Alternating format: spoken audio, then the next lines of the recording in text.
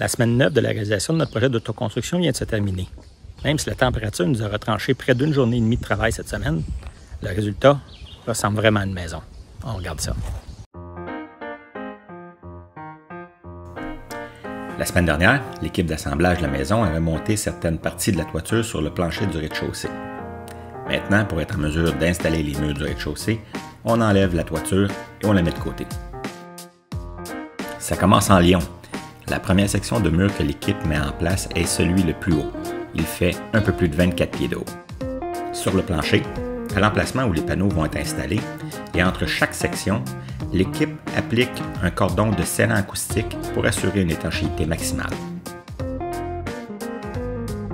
Rapidement, on voit apparaître la façade de la maison. Ensuite, une partie arrière de la maison est montée. Les sections arrière de la maison ne font pas 24 pieds de hauteur puisqu'une partie de la maison aura une mezzanine.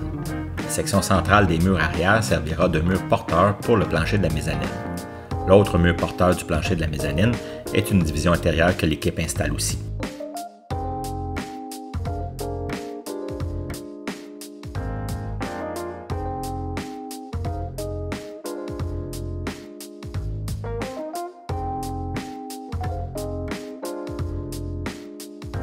Avant de fermer la toiture, on profite de la présence de la grue pour positionner dans la maison le matériel d'isolation et le bois qui serviront à construire les divisions non portantes.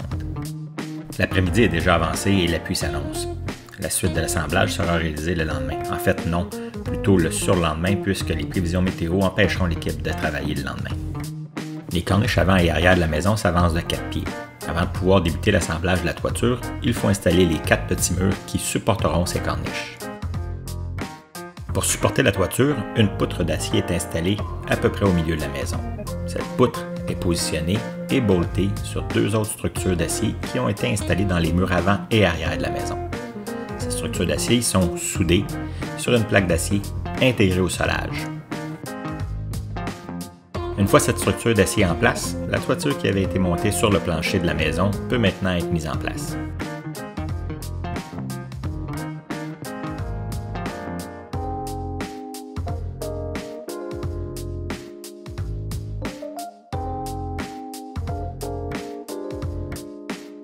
Pour l'autre côté de la toiture, seulement 2 portions de 4 pieds avaient été assemblées au sol. Le reste de la toiture sera assemblé sur place.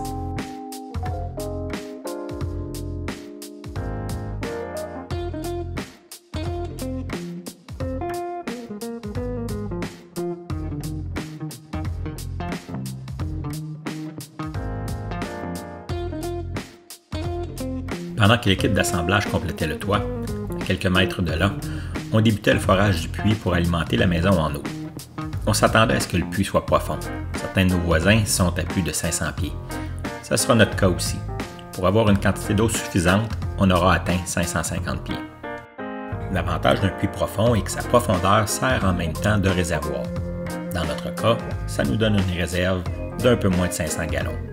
Finalement, il semble qu'un puits profond augmente les chances d'avoir une eau de bonne qualité. Espérons qu'on pourra constater ça lors des tests d'eau.